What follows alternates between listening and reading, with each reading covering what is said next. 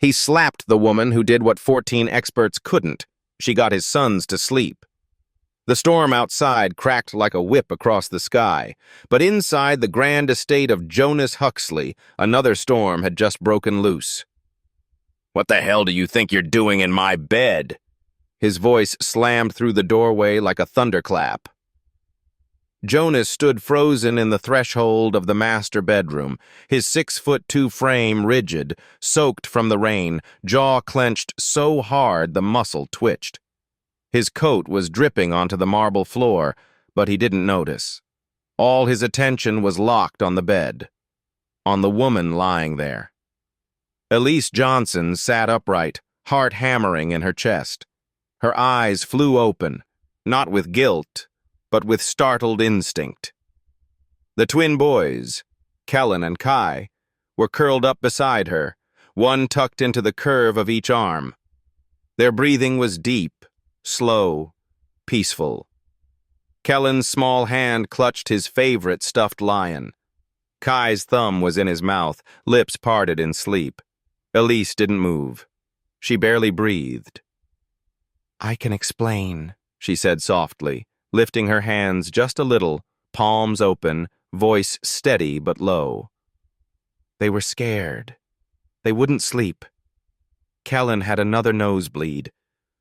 Kai was—" Jonas didn't let her finish. The sound of his palm meeting her cheek was sharp and sudden, not rage, not chaos, just cold reflex. Elise staggered back on the bed, catching herself with one hand, the other flying to her face. She didn't cry out, didn't scream.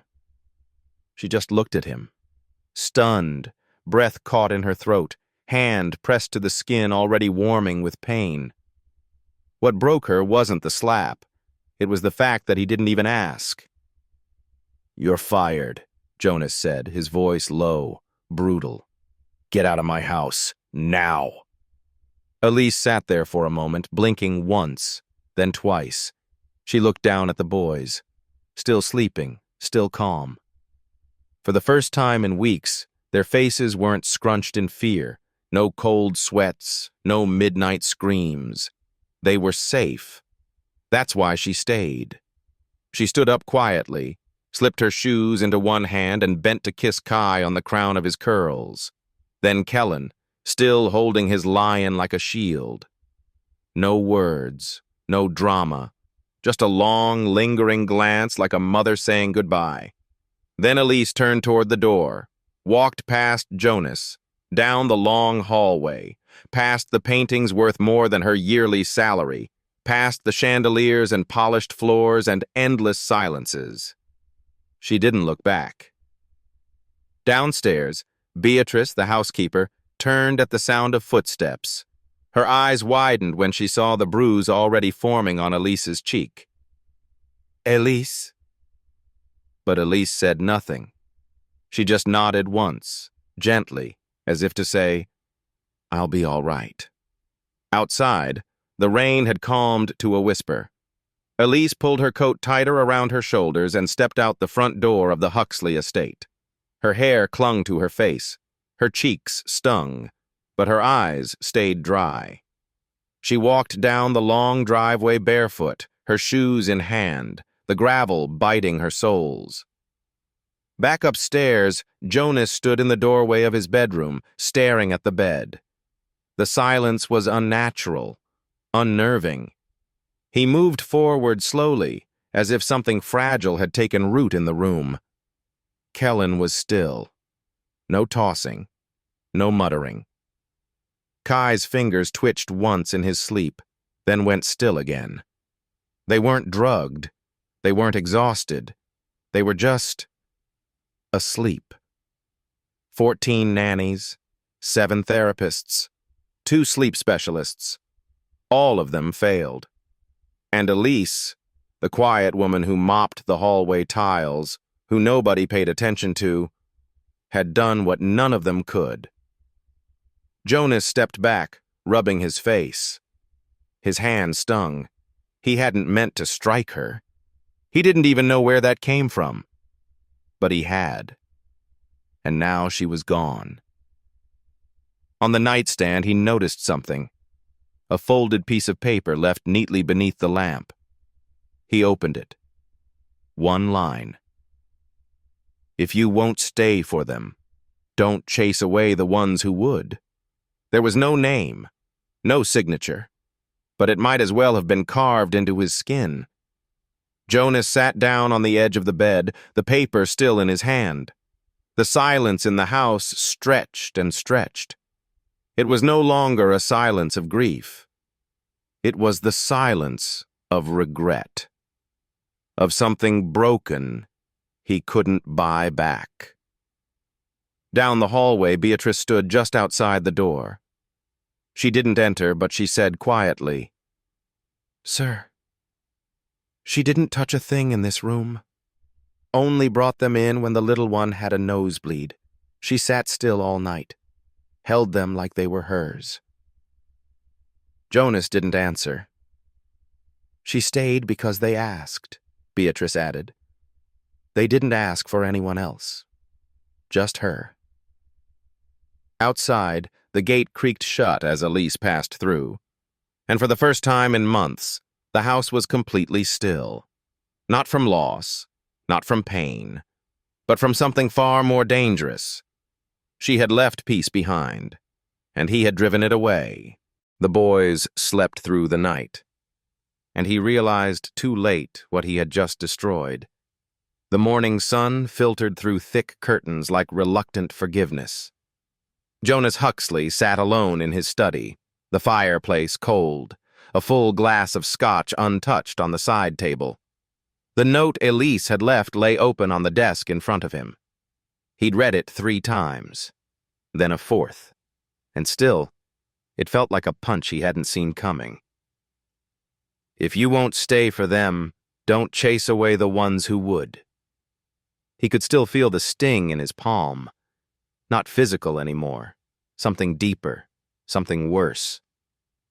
He didn't sleep, not after she left. But the boys did. He'd checked on them twice, once around 2 in the morning, again at dawn. No screaming, no sobbing. Kellen's sheets weren't twisted into knots for once. Kai hadn't wet the bed. Their breathing was steady, deep. It was peace. The kind that hadn't visited the house in over a year. Not since their mother died. Not since the nightmares began. Jonas didn't understand it. How had she done it? What did she say? What did she know? The questions spiraled in his head, but they all ended in one cruel truth. He had sent her away. Outside the study, Beatrice approached quietly, a tray in her hands, coffee, toast, and the medicine he never remembered to take. She set it down gently, then hesitated. "I didn't know where to put this," she said, and held out a sketchbook. Jonas frowned. "What is it?" "Something she left, or forgot." He opened it slowly. The pages were filled with uneven drawings, done in colored pencil and charcoal. The work was rough, but there was life in it. Emotion. 2 boys under a tree. A tall house with too many windows. A woman sitting on the ground between the boys, arms out like wings. Below the drawing, in small cursive letters, "The one who stays." Jonas stared at the page for a long time. "She made that last week," Beatrice said gently. "Kellen said she let them help color it." He didn't respond, just closed the book and pressed it to his chest. Later that morning, Kellen and Kai came downstairs, rubbing their eyes, still in pajamas. No screaming, no tears. Just small, quiet boys walking toward the dining table as if nothing had changed. Except everything had. Beatrice made them oatmeal. Jonas tried to join them, sat across from them with a forced smile and stiff posture. Kellen barely looked up. Kai poked his oatmeal, not eating. Finally, Kai whispered, "Where's Miss Elise?" Jonas blinked. Kellen looked up. Did she go home? He hesitated. She had to leave. Why? Kai's voice cracked. Jonas swallowed hard. It wasn't her fault. It was mine. Kellen stared at him for a long moment. Then he said softly, "You yelled at her." Jonas didn't lie. "Yes, I did."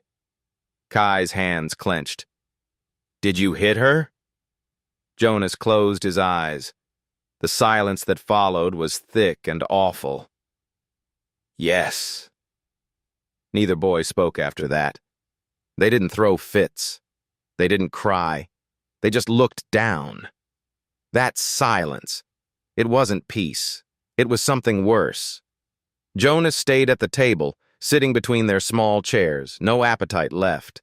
He tried to say something, a joke, a promise, anything. But nothing landed. Later that afternoon, Beatrice found Jonas in the hallway outside the boys' room, holding Elise's sketchbook again. "Sir," she said carefully, "I don't mean to overstep, but if you still have her contact information—" "I do," he said. "Then maybe," Beatrice continued, "you should stop thinking about your pride and start thinking about those boys. They didn't ask for therapists. They didn't ask for specialists. They asked for her."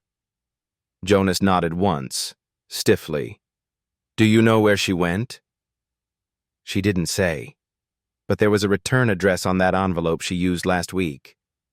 Savannah. That night, Jonas sat at his desk long after everyone else had gone to bed. He searched every database, every file he had access to. Eventually, he found it. A volunteer form from months ago, back when Elise had first been considered for the house staff. She had done years of volunteer work, trauma centers, youth shelters. He read her application line by line. There were no credentials, no degrees, but her answers were long, personal, handwritten in neat block letters. "Why do you want to work here?" "Because I know what it feels like to fall apart, and I also know how rare it is to have someone stay when it happens." Jonas leaned back in his chair, rubbing his face. He had been many things in his life, powerful, ruthless, even cruel, but never more ashamed than now. He opened his phone, typed in a number, and for the first time in years his voice shook as he spoke. "Find her." She returned to the house that struck her, not to serve, but to set the rules. Elise Johnson stepped off the train with nothing but a canvas bag, a second-hand coat, and a silence she had carried for years. The station smelled like old coffee and diesel, but the sky was clear. It had been 3 days since she walked out of Jonas Huxley's estate. 3 days since the slap. 3 days since she left behind the only 2 children who had ever clung to her like family. She had planned not to look back. She had meant it. Until he showed up. Jonas didn't send a car. He didn't dispatch an assistant. He came himself. Gray sweater, tired eyes, no bodyguards. Just a man standing awkwardly by the edge of the platform, holding a thermos and a folded piece of paper. She saw him before he saw her. And for a moment, she wanted to turn around and walk back into the station, but her feet stayed rooted. He spotted her, approached slowly. "I came to ask," he said, voice hoarse. "Not to command." Elise crossed her arms. "Ask what?" "For help." Her brow lifted. Jonas held out the paper. It was a drawing, one of Kellen's. A crude sketch of 4 stick figures beneath a roof. The caption in shaky handwriting read, "Us with Miss Elise." "I didn't tell them to draw it," Jonas said quietly. "I didn't even know they had. They keep it by the window." Elise didn't take the drawing. She didn't look away either. "I made a mistake," Jonas continued. And I'm not asking you to forget it. I'm asking you to come home. For them. Home, Elise echoed. You think that house is my home? No, he admitted. Not yet. But it could be. The silence stretched between them. Then Elise said, If I return, I set the terms. Jonas didn't flinch. All right. Her voice was calm, but every word struck like a bell. First, she said, no cameras in the children's rooms. Not now, not ever. He nodded. Second, she continued, they eat dinner at the table every night, with you, no phones, no calls, no distractions. He hesitated, then nodded again. Third, Elise said, we rewrite the house rules together, with the boys. Jonas blinked. They're 5. They're people, she said. Small ones, but people. He gave the smallest smile. Anything else? She took a breath. Then her voice dropped lower. Yes. If you ever raise your hand to me or to anyone in that house again, I walk, and I will not come back. His jaw tightened. Understood. Elise reached for the drawing, folded it gently, then said, I'll be there in the morning. The next day, just after sunrise, the iron gates of the Huxley estate opened without a sound. Elise walked through them like someone reclaiming a battlefield. Beatrice opened the front door. Her expression flickered. Shock, relief, something like reverence. Welcome back, she whispered. Elise gave a single nod. Where are they? In the playroom, Beatrice said. But they haven't really played. Upstairs, Kellen and Kai sat on the floor, surrounded by untouched toys. Their backs were to the door. Elise stepped in quietly, crouched beside them. Kellen turned first. He didn't say anything. He just launched into her arms like a slingshot released. Kai followed, burying his face in her shoulder. Elise held them both. I'm here, she said. I'm staying, but we're doing things a little different this time. Downstairs, Jonas was already at the dining table, a pen and a fresh notebook waiting. Elise entered the room with both boys at her side. Let's begin, she said. They sat together, Jonas, Elise, Kellen, and Kai, and they began to write. The rules came fast and messy. Always knock. No yelling near bedtime. Hugs must be asked for.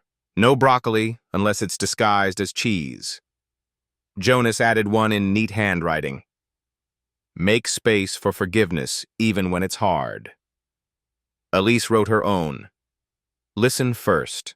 Apologize when you are wrong. No cameras. No exceptions. They taped the list to the refrigerator with 2 smiling sun magnets. It wasn't much, but it was a beginning. That evening, Elise helped with bedtime. Kellen insisted on reading to her. Kai wanted his blanket folded, just like she used to do. Jonas stood in the hallway watching. The room felt warmer, less like a mansion, more like a place where people could heal. Later, as Elise stepped out into the hallway, Jonas spoke quietly. Thank you for coming back. She didn't smile. She didn't soften. She just looked at him and said, Don't make me regret it. Then she walked past him, barefoot on the polished floor, the sound of her steps echoing like a promise. Jonas remained still. This time he would not chase peace away. She had just returned when lawyers showed up at the gate, holding papers that threatened to take the boys away. The sun filtered through the long windows of the dining room, casting a warm glow across the table where Elise sat helping Kellen sort puzzle pieces. Jonas was across from them, reviewing emails but glancing up more than he used to. The morning felt almost normal. Then came the knock. 3 firm raps on the door. Not house staff, not deliveries. The kind of knock that brings unwelcome news. Beatrice opened the door. Her voice down the hall was low, tight.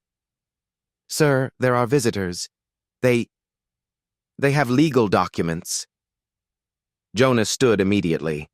Outside on the grand porch, 2 people waited. A man in a tailored navy suit and a woman in a cream coat with pearls at her throat. "Mr. Huxley," the man said. "My name is Robert Caldwell. I represent James and Margaret Hartford." Jonas's posture froze. The Hartfords. Rebecca's parents. Kellen and Kai's maternal grandparents. "I see," Jonas said calmly, though the air around him turned sharp. "What do they want?" The lawyer opened his briefcase and held out a thick envelope. "They've filed for temporary guardianship of the children." Jonas didn't blink. "On what grounds?" "Concerns about emotional instability, domestic incident, reliance on unlicensed caregivers, the usual." Jonas didn't take the envelope. "You can give that to my attorney." "Of course," the lawyer replied, "but I'd advise reviewing it today. We've requested an emergency hearing." The woman beside him, Margaret Hartford, finally spoke. Her voice was cold and precise. "We're not doing this to be cruel, Jonas. We're doing it because we believe our grandsons deserve better than chaos and violence." Elise appeared in the doorway behind him. Margaret saw her. Her gaze turned to ice. "And certainly better than being raised by staff." Jonas stepped forward slightly. "Be careful, Margaret." Elise didn't flinch. She had heard worse, much worse. The visitors left without another word. Inside, the silence returned, the kind that feels like a storm building just below the floorboards. That evening, Jonas called a meeting in the library. Elise, Beatrice, and the estate attorney were there. "The hearing is scheduled for next week," the lawyer explained. "They're moving fast, claiming you're unfit due to a documented incident of violence and the fact that the children are primarily cared for by someone outside the family." "Me," Elise said flatly. The attorney didn't look at her. "Yes." Jonas leaned forward. "Can we block it?" "Unlikely. But you can contest it. And," he added hesitantly, "we'll need statements from everyone close to the boys. Staff, doctors, possibly Miss Johnson."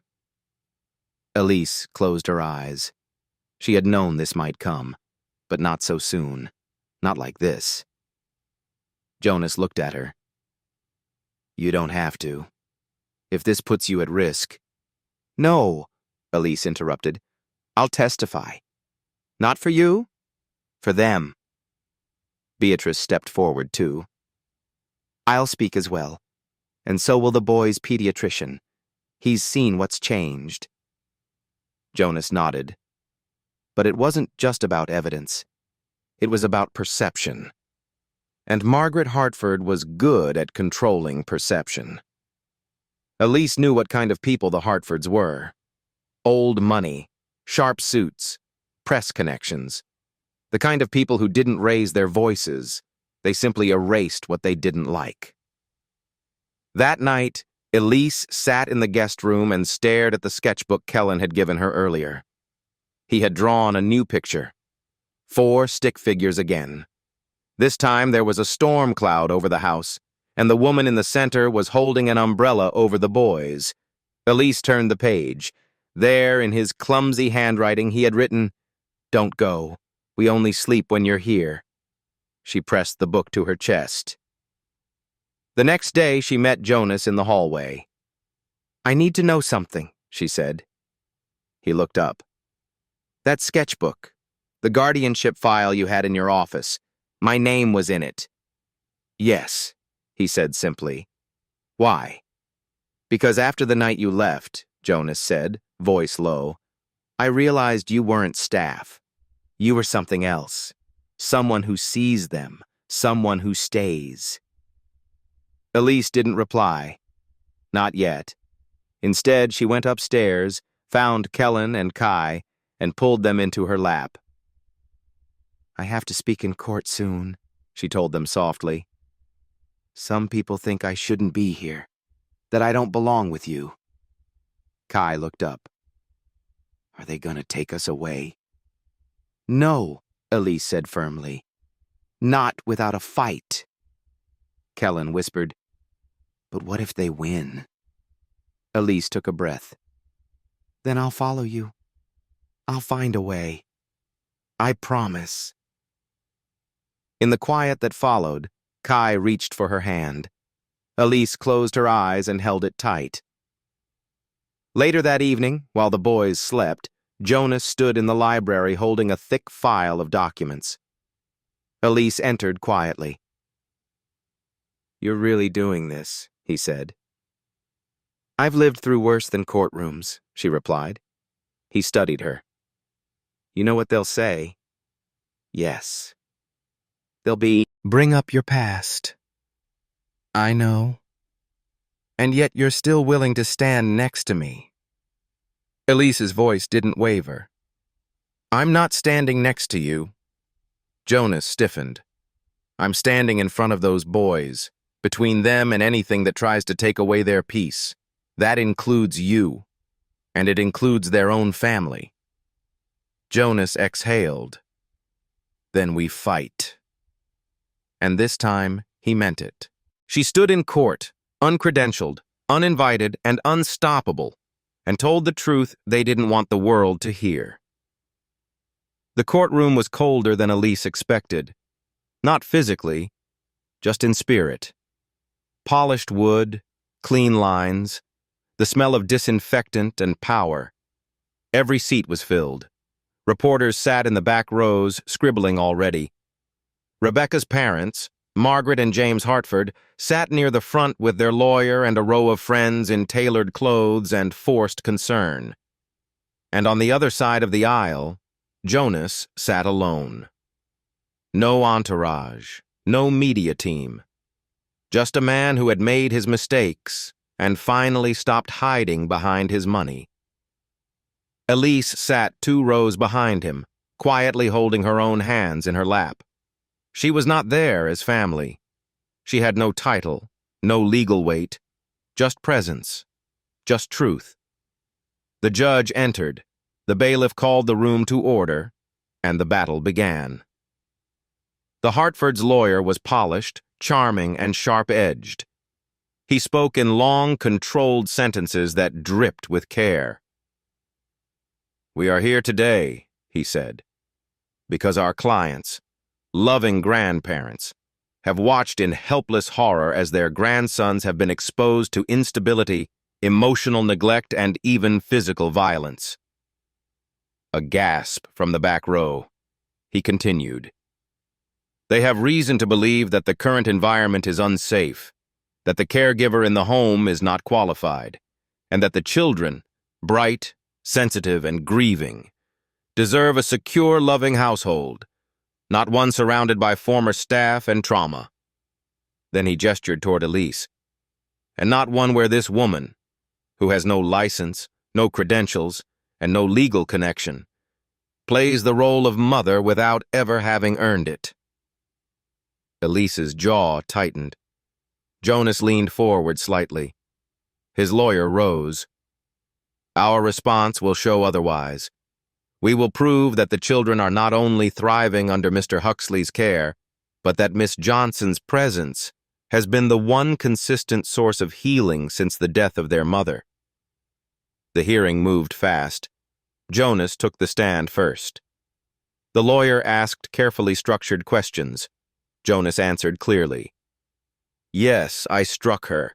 Once. And it will never happen again. I have taken accountability. Was she acting inappropriately? No, Jonas said. She was saving my sons. The Hartford's attorney cross-examined. Would you consider it safe for your children to be cared for by someone with no medical training? No psychological certification? Jonas didn't flinch. Safer than anyone with 10 degrees who doesn't love them. Then it was Elise's turn. She stood slowly, walked to the front. No makeup, no polished suit, just her steady presence in a dark blouse and flat shoes. She took the oath. The lawyer approached. "Miss Johnson," he began, "what is your role in the Huxley household?" "I was hired to clean," Elise said calmly, "but the boys asked me to stay." "Why do you think they asked that?" "Because I didn't flinch when they cried. I didn't panic when they screamed. I just stayed." He nodded. "And in your opinion, are they doing better now than when you arrived?" "Nightmares have stopped. Kellen no longer picks at his arms until they bleed. Kai has started speaking in full sentences again. Gasps again. But this time, from observers who hadn't known." The lawyer nodded. "Thank you." Then the Hartford's attorney stood. "Miss Johnson," he said with a condescending smile, "you're not a licensed therapist, not a nurse, not a family member. So what exactly makes you qualified to care for these boys?" Elise paused, then said clearly, "I am a survivor." Silence. "I've lived in group homes. I've been in courtrooms where no one believed I belonged. I've cried in bathrooms with my back against the door because it was the only place no one could hear me. I have looked into the eyes of children who are breaking, and I recognize what it looks like. Because I broke too." A hush fell over the room. "I didn't come into their home to fix anyone," she said. "I came to listen. And when no one else stayed, I did." The lawyer shifted. "Miss Johnson, are you aware that your own juvenile record includes an assault charge?" "Yes," Elise said without blinking. "I punched a man who touched my foster sister without her consent." Another gasp. "And your academic record? No college degree?" "No," she said, "but I've taught 2 boys how to sleep again, how to eat without crying, how to play without fear. I don't have letters after my name, but I have names who call me when they wake up scared. Kellen, Kai, that's enough." The judge leaned forward. "Do the boys know you're here?" "Yes," Elise said. "They asked me to tell the truth. So I am." Jonas watched her, unmoving. Across the aisle, Margaret Hartford's lips were pressed tight. Later, the pediatrician testified. So did Beatrice. And finally, a therapist hired by the court shared her notes. "In my assessment, the boys show significant improvement since the presence of Miss Johnson. While she lacks credentials, the emotional impact of her stability is measurable." The courtroom recessed for lunch. Outside in the hallway, reporters buzzed. But Elise stood quietly in a corner, sipping water from a paper cup, her hands trembling only slightly. Jonas approached. "You didn't have to go that hard." Elise looked at him. "They tried to erase me. I don't get to be soft." He nodded. "If we win this..." "If we win," she said, "it's not because of the law. It's because the boys asked for me. That's what matters." That afternoon, the judge announced that she would review all testimony and render a decision within 48 hours. Elise walked out of the courtroom into the golden light of evening. She didn't cry. Not yet. But somewhere inside her, something had cracked open. Not pain. Something else. Something that looked a lot like hope. Everyone waited for the verdict, but no one expected what Elise found under the boy's bed. The house was quieter than usual, but not with peace. It was the kind of silence that came when every breath felt too loud, every step too sharp. Jonas paced the library with his phone clenched in one hand, waiting for a call that might break everything apart. Beatrice prepared tea no one drank.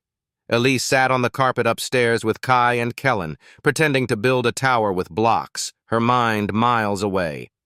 The judge was expected to call by noon. By 10:30, the air already felt like it was trembling. At 11:07, the phone rang. Jonas answered on the first ring. "Elise," he called upstairs. "You need to hear this." She arrived in seconds. He put the call on speaker. It was the court clerk. "The judge has reached a decision," the voice said. "Temporary guardianship remains with Mr. Huxley. Custody will not be transferred." Beatrice gasped. The boys, not fully understanding, stared. Jonas's shoulders dropped like he had been holding up the whole house. But the clerk wasn't done. "However," she continued, "the court has imposed conditions." Jonas leaned forward. "Go on." "An independent child welfare officer will conduct home visits for the next 60 days, and Miss Elise Johnson will not be recognized as legal guardian, but may remain in the home at the discretion of Mr. Huxley." The call ended. Jonas turned to Elise. "That last part." "I heard it," she said. He reached for her hand. "I'll fix it. I'll fight for more." But Elise didn't respond. Not yet. She excused herself quietly and returned upstairs. The boys were playing again, slightly more relaxed now that the shouting adults were gone. Elise helped Kai with a puzzle. Kellen hugged her without saying a word. She stayed with them until their eyes grew heavy and they curled up on the couch in the playroom. That was when she noticed something. A slip of paper sticking out from under Kellen's mattress. She pulled it gently. It was folded 3 times. On the outside, in shaky handwriting, "Don't show unless we're in trouble." Elise sat down and unfolded it slowly. It was a letter, scrawled in messy marker, with drawings in the corners. "To the judge, or anyone who tries to take us away. We want to stay with Miss Elise. We feel safe when she hugs us. She smells like laundry and pancakes. She doesn't yell. She listens. She stays. Please don't take her away again." Below the letter were 2 small signatures, Kellen, with a backwards E, and Kai, with 3 hearts drawn next to his name. Elise stared at it for a long time. Then she folded it and slipped it into her pocket. Downstairs, Jonas was on the phone with his legal team. "No, I don't want another media strategy," he said sharply. "I want a plan to get her recognized as guardian. I don't care how unusual it is." Elise walked in and placed the note gently on the table in front of him. Jonas stopped talking. He picked it up, read it once, then again. The phone slipped from his hand and hit the table with a soft thud. "They wrote this," he said. Elise nodded. Jonas looked up at her. "Why didn't you show this in court?" "Because it wasn't mine to use," she said. "It was theirs. And they gave it to me now, when it mattered." Jonas folded the note and held it like a sacred thing. "I'll find a way," he said, "to make this official, to give you the recognition the court didn't." Elise shook her head. "You don't have to make it official for me," she said. "You make it official for them, because one day someone else might come knocking, and I won't let them be powerless again." That night, Jonas wrote a letter to the judge. Attached the boy's drawing. He asked his legal team to begin paperwork for shared guardianship, citing emotional dependency and consistent care. Elise didn't celebrate. She sat on the back porch with a blanket around her shoulders, watching the stars blink slowly into the sky. Beatrice joined her quietly. "They should have given you more than conditions," she said. I didn't do it for conditions, Elise replied. Beatrice smiled. Still, it would have been nice to hear the word mother said aloud. Elise looked down at her hands. They call me that sometimes, when they're half asleep.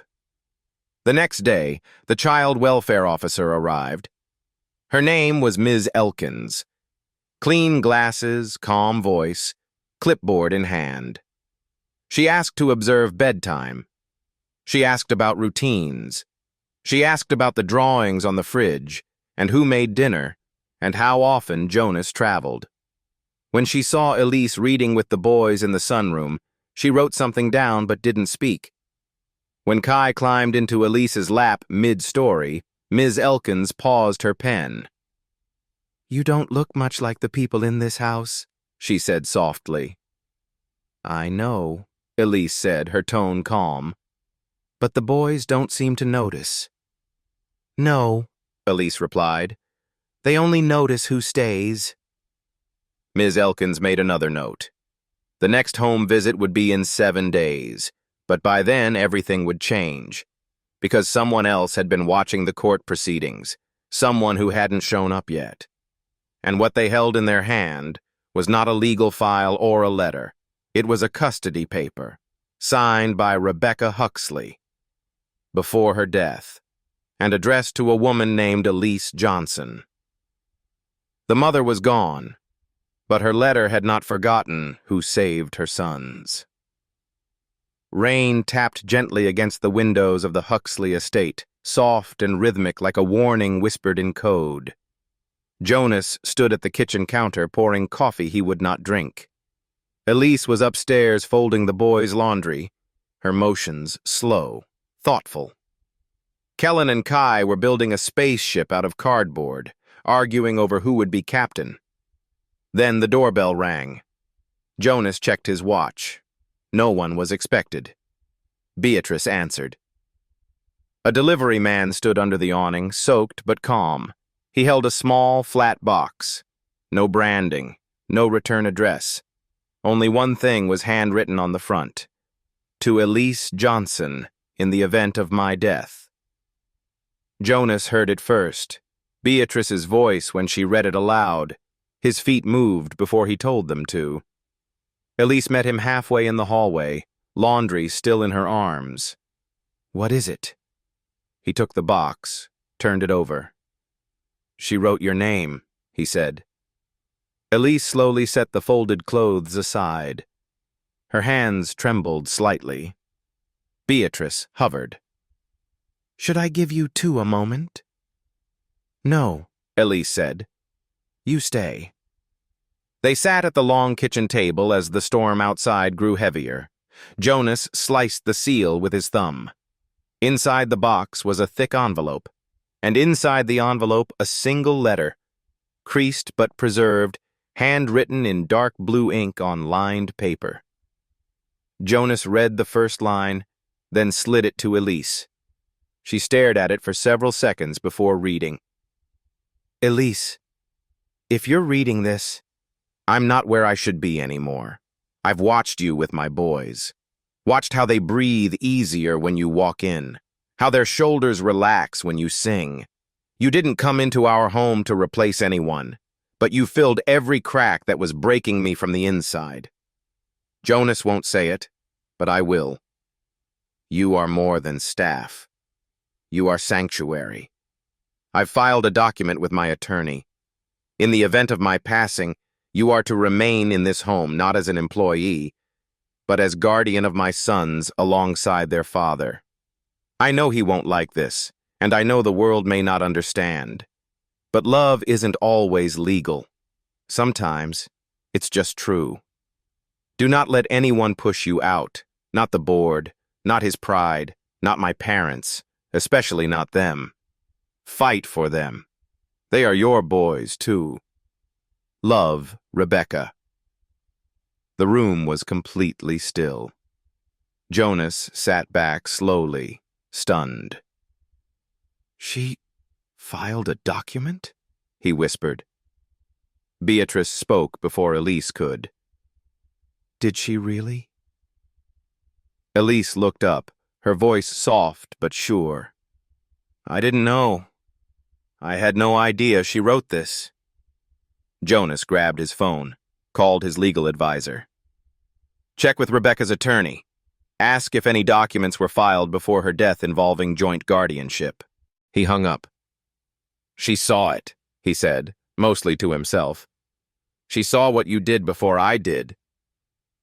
The storm rumbled outside, louder now. An hour later, the lawyer called back. Elise, Jonas said, walking into the living room. Come here. She joined him. He held the phone out, put it on speaker. Mr. Huxley, the attorney's voice said. There's a sealed addendum in Rebecca's estate file, filed 6 months before her passing.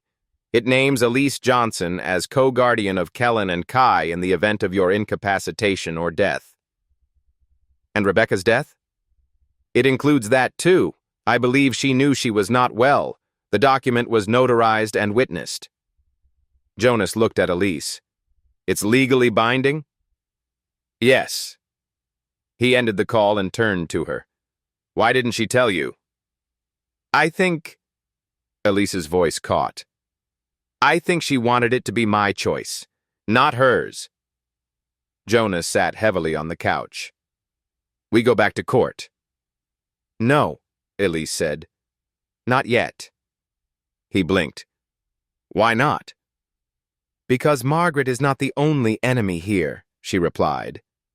If this document exists, and the letter is real, then someone knew. Someone kept it from us. Jonas's expression darkened. You think someone buried it? I think someone didn't want me to ever be more than the help. The next day, Jonas's legal team confirmed it. The document had been quietly locked in the estate's file, but was never submitted to the court during the custody hearing. Someone had intercepted it.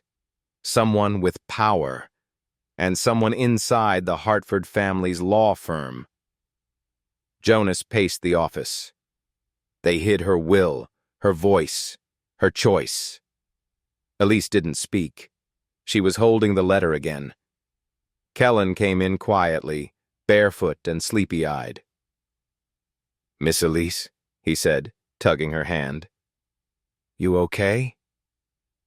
She nodded and knelt to his level. I found something your mom left. He tilted his head. For us? No, she said softly. For me. About you. He thought for a moment, then asked, Does it mean you stay? She touched his cheek. It means I never should have had to leave. Kai peeked in from the hallway. Elise opened her arms. Both boys climbed into her lap and stayed there until sleep tugged at their eyes again. Downstairs, Jonas placed the letter and the legal file on the grand table. Tomorrow, he would submit everything to the judge. But tonight, he watched the rain fall and made a silent promise to the woman who had once walked out of his life without fanfare, but with far more clarity than he had ever known. You were right, Rebecca, he thought. Love isn't always legal, but this time, we'll make it so. He walked into the law firm with one letter and walked out with a confession that shattered everything. The next morning, the sky was clear, but the air felt tight, as if the world knew what was coming. Jonas dressed without help for the first time in weeks. No assistant, no press manager, just him, the sealed legal file under his arm, and the quiet fury of a man who had finally woken up. Elise stayed home with the boys. She watched from the window as Jonas stepped into the black town car and disappeared down the road. What's happening? Kai asked from the breakfast table, mouth full of cereal. Something important, Elise said. Something that should have happened a long time ago. Downtown, Jonas walked into the Hartford family's legal firm, Ashcroft and Bell, with no appointment. The receptionist froze when she saw him. I need to see Raymond Ashcroft, Jonas said. Do you have a meeting? I do now. Ashcroft was one of the firm's oldest partners, a longtime friend of James Hartford and executor of Rebecca's estate. He was also the man who had failed to submit the guardianship document to the court. 10 minutes later, Jonas stood in the partner's office, the letter from Rebecca on the desk between them. "You had this," Jonas said, voice even but deadly. "You sat on it." Ashcroft didn't deny it. He looked down, adjusted his cuffs, then said, "There was confusion. The document was submitted late, and by the time the hearing was underway—" "Stop," Jonas interrupted. "You had it 6 months before she died. It was signed, notarized, valid, and you chose not to file it." Ashcroft stayed silent. "So I'll ask again," Jonas said, stepping closer. "Who gave the order?" Ashcroft's jaw flexed. Then he said quietly, "Margaret." Jonas didn't react. She insisted the girl was a phase, temporary, that Rebecca's mind was unstable, that elevating Elise would confuse the children, damage the family legacy. Jonas leaned in. "Do you know what it feels like to be too late? To realize someone else believed in something you were too afraid to see?" Ashcroft didn't answer. "I'm not here for an apology," Jonas said. "I'm here for a paper trail." Ashcroft hesitated, then slowly opened a drawer, pulled out a manila folder, and slid it across the desk. Inside were internal emails, time-stamped. Margaret Hartford's signature on a memo. "Hold the Johnson file. Do not escalate." Jonas stared at the paper. His hands didn't shake. His voice didn't rise. He simply said, "You've just lost your client and your reputation." He stood, took the folder, and walked out without another word. That evening, back at the estate, Elise was helping Kai into his pajamas when she heard the door open. Jonas walked in with the file. He laid it on the table and opened it wide for her to see. "This is the truth," he said. "Proof they buried it. Names, dates, orders." Elise read the memo, her breath catching. "They tried to erase her wishes," she whispered. "They failed," Jonas said.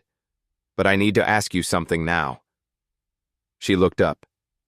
"I want to go public." Elise froze. "What do you mean?" "I want to make this whole thing visible, not just to the court, to the world, the media. Let people see what Margaret did. Let people see who you are." Elise was quiet for a long time. "I didn't want attention," she said softly. "I just wanted to stay." "I know," Jonas replied, "but they've already painted you. If we don't speak up now, they'll repaint the truth again."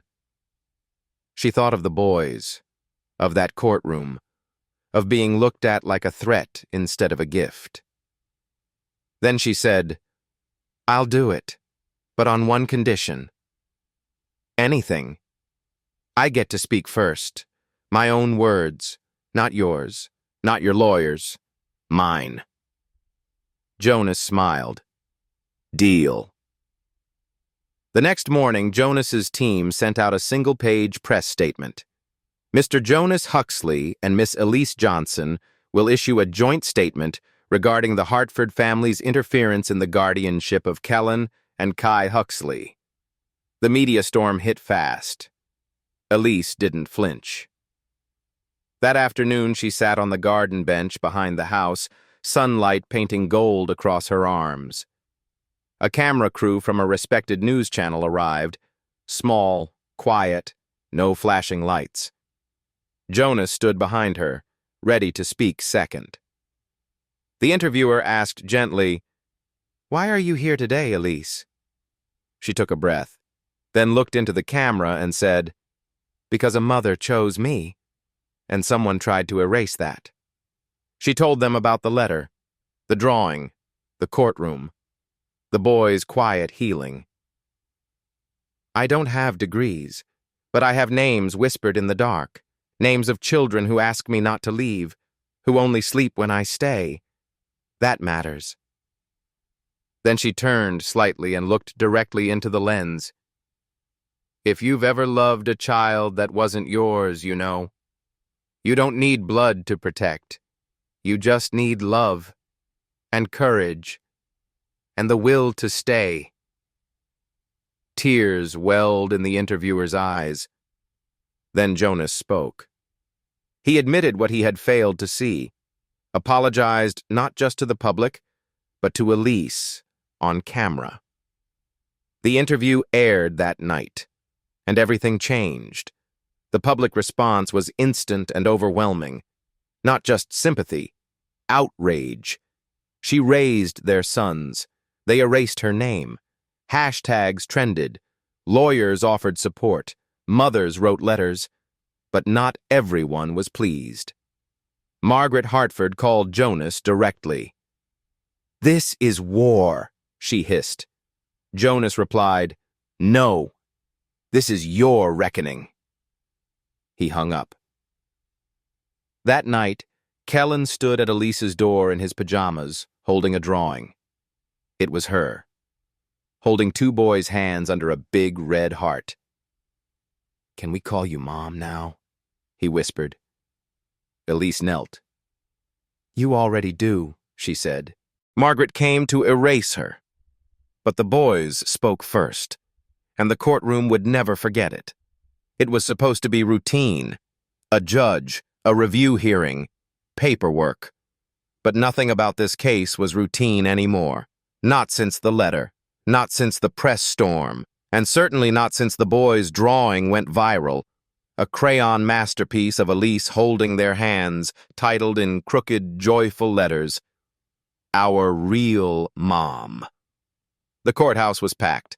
Outside, supporters held signs. Inside, Margaret Hartford sat with tight posture, her lawyers flanking her like cold statues. Her eyes scanned the courtroom with calculated disgust. Elise sat quietly at the opposite table, dressed in navy blue, her hair pulled back, no makeup, no pretense, just presence. Jonas sat beside her, no longer as CEO, but as father. The judge, an older woman with a sharp voice and softer eyes, opened the hearing. "We are here today to review the petition for shared legal guardianship of Kellen and Kai Huxley, based on new evidence submitted since the prior ruling." Margaret's lawyer stood first. He launched into rehearsed arguments. Elise was unqualified, emotionally involved, legally irrelevant. He cited outdated employment contracts, class distinctions, even wardrobe. Then Jonas stood.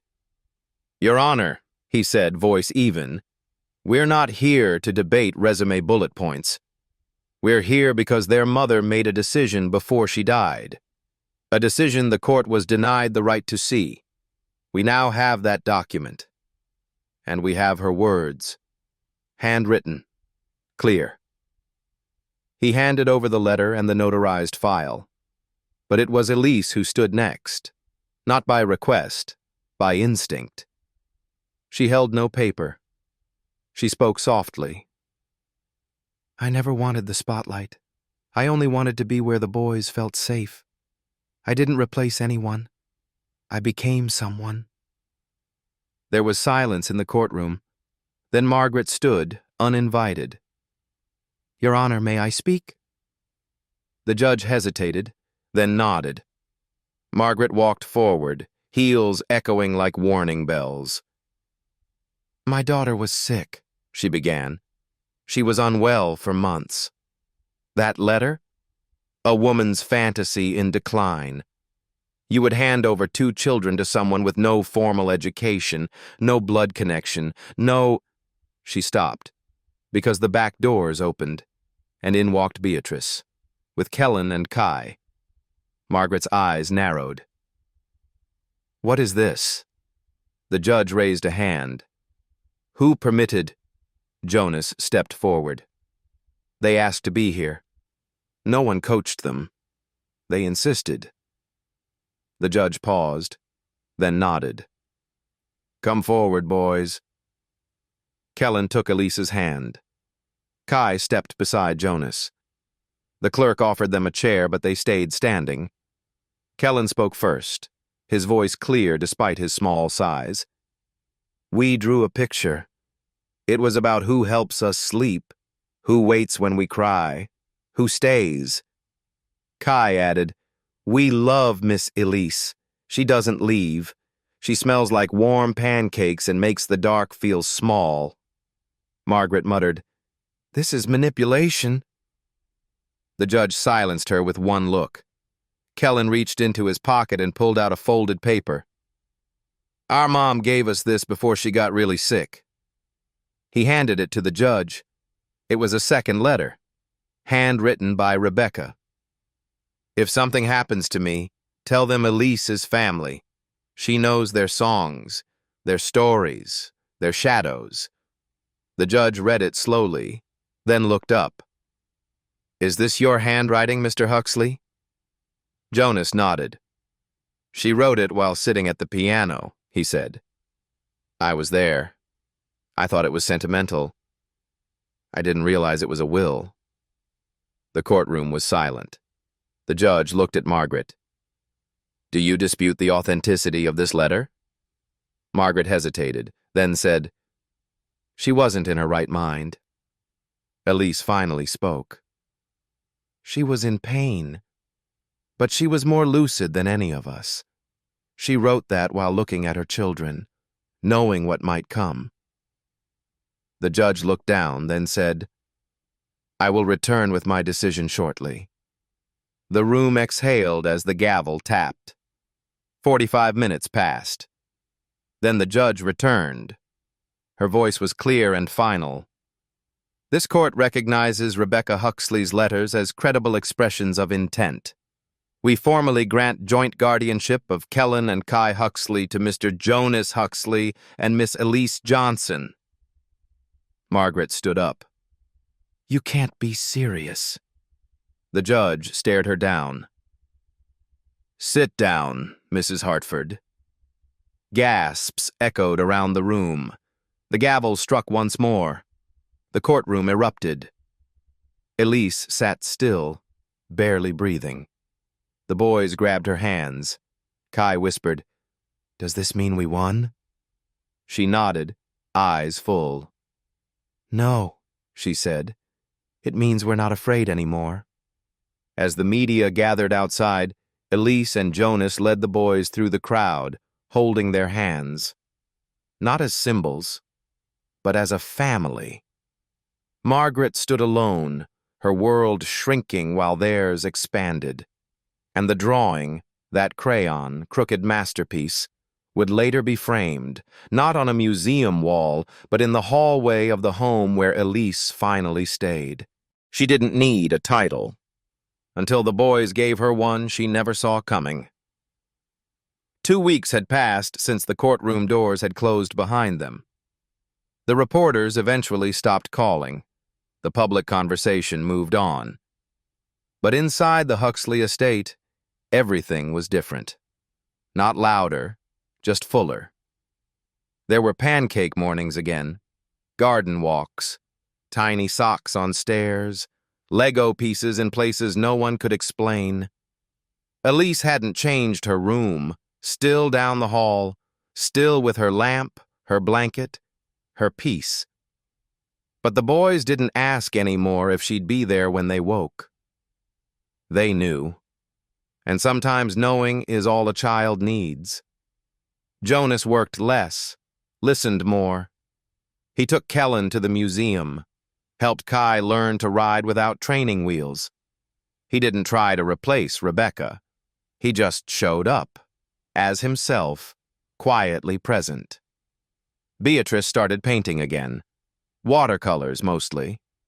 One day, Elise passed the open study door and saw a canvas. It was them.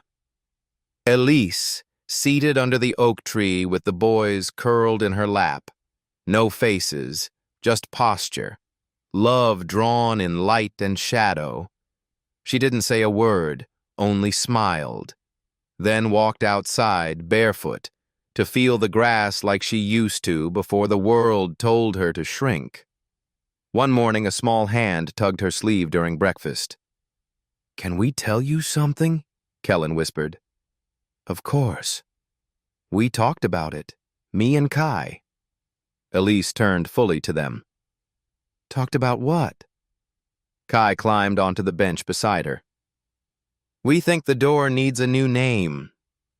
She blinked. "The door?" "Your door," Kellen said, pointing. "It still says staff, but you're not staff, not anymore." Elise smiled, heart quiet.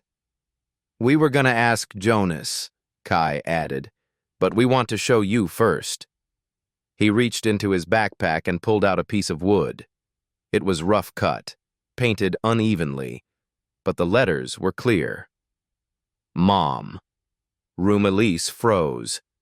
Kellen quickly added, "We can change it if you don't like it. Or maybe put your real name." But Elise shook her head. She touched the wood gently. "No," she said. "It's perfect." They walked upstairs together. Jonas met them in the hallway, eyes curious. Then he saw the sign. "Permission to use the good hammer?" Kellen asked. Jonas laughed. "Permission granted." Together they nailed it in. Crooked, just a little. Elise ran her fingers over the letters. She didn't cry. Not then. She cried later, when the boys were asleep and the house had gone still. She sat by their beds and whispered promises into the quiet, that she would never leave, that she would always protect, that blood was only one kind of bond, and love was the one that chose you back. Spring came early that year. The gardens bloomed faster than usual. Bees returned, sunlight lasted longer through the trees. One afternoon, Beatrice found Elise sitting under the oak, a notebook in her lap. "Writing something?" she asked. Elise nodded. "Just letters, for later, just in case." Beatrice sat beside her. "They'll never forget this year," she said. "I hope they forget the worst of it," Elise replied. "They won't," Beatrice said, "but they'll remember who held their hands through it." Elise looked down at the grass. "It's strange. I was just cleaning one day. And now they know who you are." That night, Jonas knocked softly on Elise's door. He held something behind his back. "Peace offering," he said. She raised an eyebrow. "I'm not mad." "I know, but I wanted to give you this anyway." He handed her a small wooden frame. Inside was a photo, Rebecca, smiling, and in her handwriting, a single line. "Thank you for being what I couldn't be long enough." Elise traced the letters. She didn't ask how he found it. Didn't need to. She hung it by her bedside, beside the drawing the boys made. That night, Elise stood in the hallway and looked down at the crooked wooden sign above her door. "Mom room." She didn't touch it. She didn't fix it. She just smiled and walked inside. This story is not about perfection. It's about presence. It's about a woman who was never meant to be seen, until the love she gave made it impossible to look away. Elise Johnson may have started as a maid, but what she carried was not a mop or a title. She carried songs the boys forgot they loved. She carried calm into chaos. She carried family into a house built on silence. And in a world that measures people by resumes and bloodlines, Elise proved something we often forget. That love, when chosen freely, is louder than legacy. She didn't ask for recognition, but when it came, it was undeniable. Because the truest kind of motherhood doesn't begin in a hospital. It begins the moment a child reaches for you in the dark, and you reach back without hesitation. To every invisible caregiver, to everyone who's ever been told you don't belong, this story was for you. And to the ones who stay when no one's watching, you are the real miracle. The author.